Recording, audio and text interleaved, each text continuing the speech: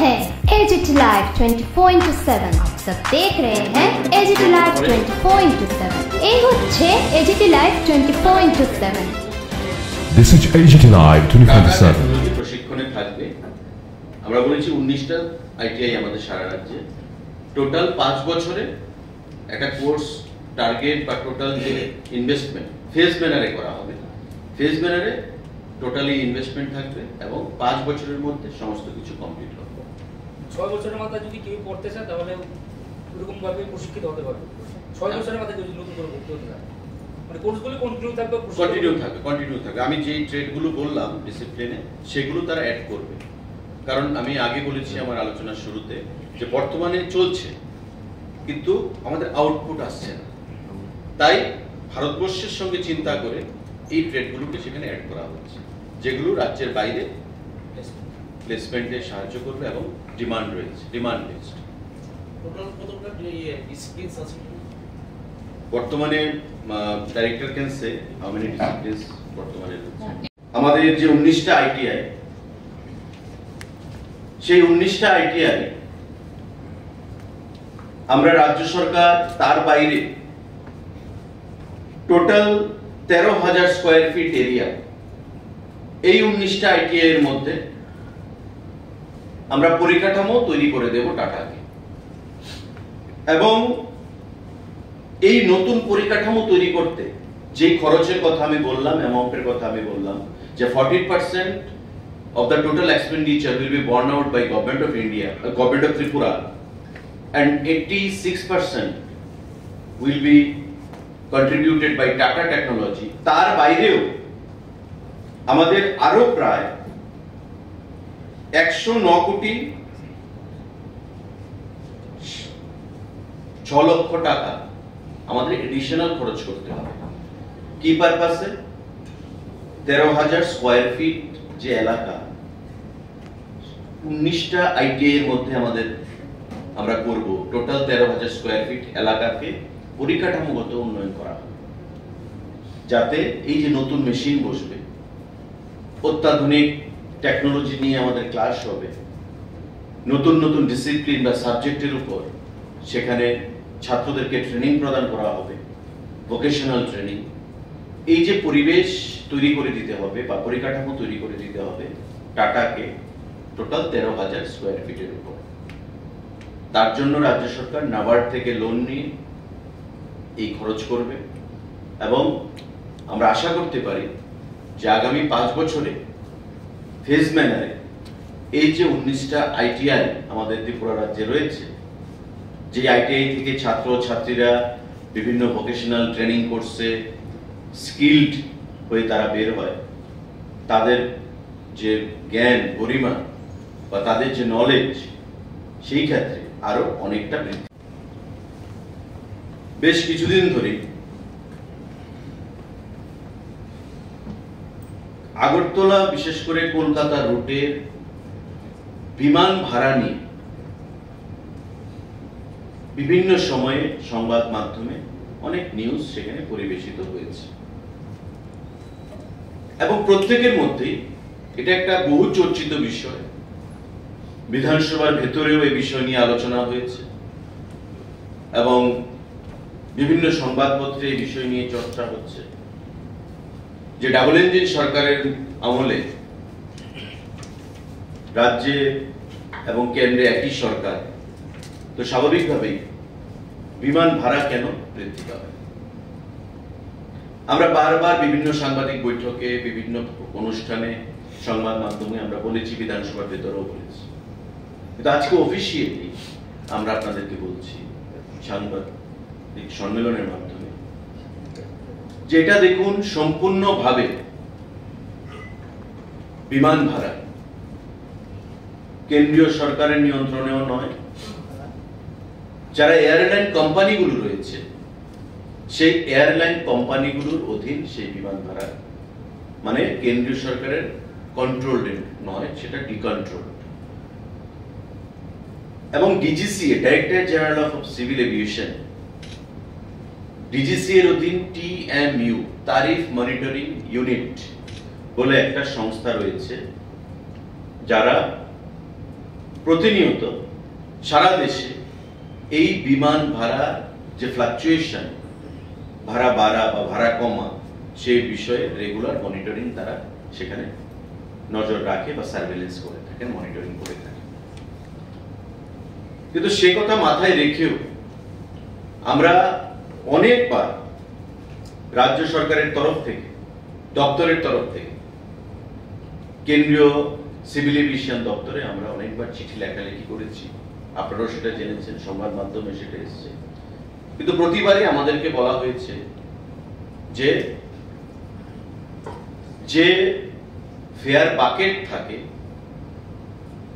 ত্রিপুরা আগরতলা বা আগরতলা কলকাতার যে ভাড়া, that is very much within control, লিমিটের মধ্যে রয়েছে। কিন্তু ধারাবাহিকভাবে সংবাদপত্রে এই নিউজগুলো এসছে এবং সারা রাজ্যের জনগণের মধ্যে একটা প্রতিক্রিয়া যে আগরতলা কলকাতা রুটে কেন এত ভাড়া হবে। স্বাভাবিকভাবে আমাদের এটা একটা রাষ্ট্রবাদী সরকার হিসাবে আমাদের সে দায়িত্ব রয়েছে যে মানুষের মধ্যে যে কনফিউশন, সেই কনফিউশনটা আমাদের দূর করতে হবে। এয়ারপোর্ট অথরিটি অফ ইন্ডিয়ার যে আগরতলা আমাদের ডাইরেক্টর রয়েছেন, ওনাকে ডেকে এনে আমাদের secretary transport, additional secretary transport, আমাদের আধিকারিকরা আমরা বসে মিটিং করেছি এবং আলোচনার মাধ্যমে যেটা বেরিয়ে এসছে আপনারা দেখবেন, বা আজকে যারা এখানে সাংবাদিক বন্ধুরা আছেন, আপনারা সাংবাদিক বৈঠকের পরেও আপনারা দেখতে পেন ব্যাপারটা। আসলে ব্যাপারটা এমন না, কোথাও যারা নিউজগুলো করছেন কোথাও একটা গ্যাপ রয়েছে বা বুঝতে কোনো অসুবিধা হচ্ছে, কোথাও না কোথাও একটা গ্যাপ তাদের রয়েছে। যে জিনিসটা আজকে দূর করার জন্য আমরা সেই প্রচেষ্টা নিচ্ছি। উড়ান স্কিম বলা হচ্ছে যে ডাবল ইঞ্জিন সরকার আগরতলা উড়ান স্কিম থেকে বঞ্চিত। Udan comes under RCS, regional connectivity scheme, যেটা ভারতবর্ষের সরকার 2016 সালে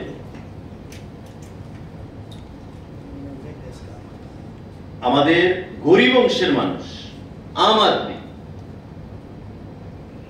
যাতে ফ্লাইট অ্যাভেল করতে পারে, ফ্লাইট জার্নি, তার জন্য সেটা চালু করেছে। দেশের আম আদমি উড়ে দেশ কা আম আদমি, এই স্পিরিট নিয়ে, চিন্তা ভাবনা নিয়ে উড়ান স্কিম তার যাত্রা শুরু করেছে। কিন্তু উড়ান স্কিমের একটা গাইডলাইনও রয়েছে। গাইডলাইনটা কি?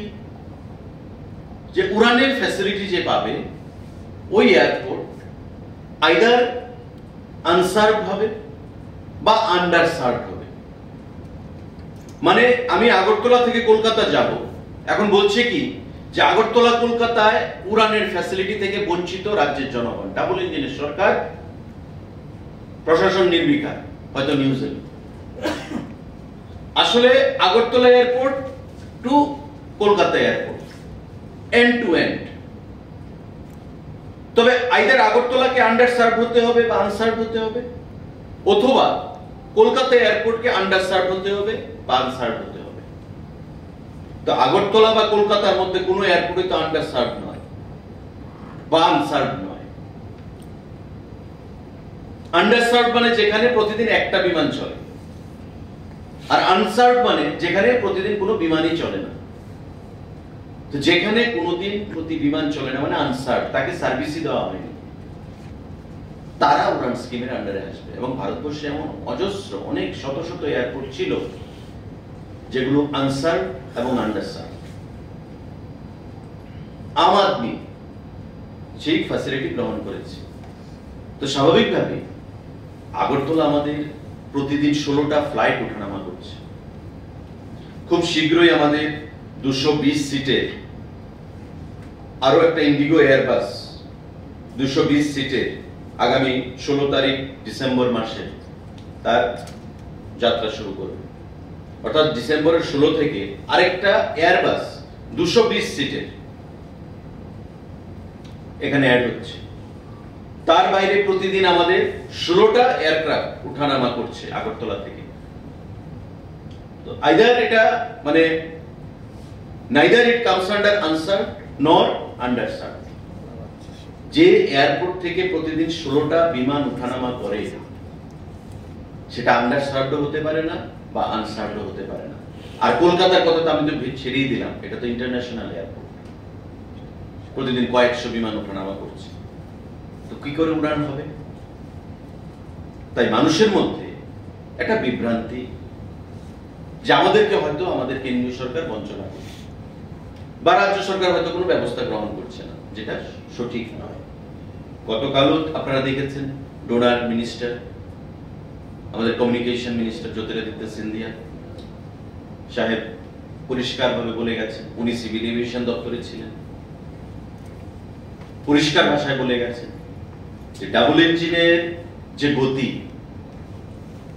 তার মাত্রা বা তীব্রতা ত্রিপুরা রাজ্যে আমরা সবাই অনুভূত করছি, আমাদের প্রত্যেকের অনুভূতি আছে। আমাদের এয়ারপোর্ট কি ছিল, আজকে কি হয়েছে? আমাদের আগে কটা রেল যেত, রাজধানী পর্যন্ত আমরা পেয়েছি, কাঞ্চনজঙ্ঘা আমরা পেয়েছি, আগরতলা টু মুম্বাই লোকমান্য তিলক আমরা পেয়েছি, কিষান রেল আমরা পেয়েছি, তেজস আমরা পেয়েছি, সাবরুম পর্যন্ত আমাদের রেল কানেক্টিভিটি সেখানে তৈরি হয়েছে, কাঞ্চনজঙ্ঘা এক্সপ্রেস আমরা পেয়েছি, ব্রডগেজের চিন্তা ভাবনা হচ্ছে আগামীতে, নিশ্চিন্দপুরে আমাদের 1000 কোটি টাকার উপর প্রজেক্ট রেলওয়ে দেওয়া হয়েছে, সাবরুমে আমাদের এসইজেড স্পেশাল ইকোনমিক জোন বা সাবরুমে আমাদের বাংলাদেশের সঙ্গে মৈত্রী সেতু মাধ্যমে ব্যবসাকে আরো সুদৃঢ় করার জন্য ব্যবস্থা গ্রহণ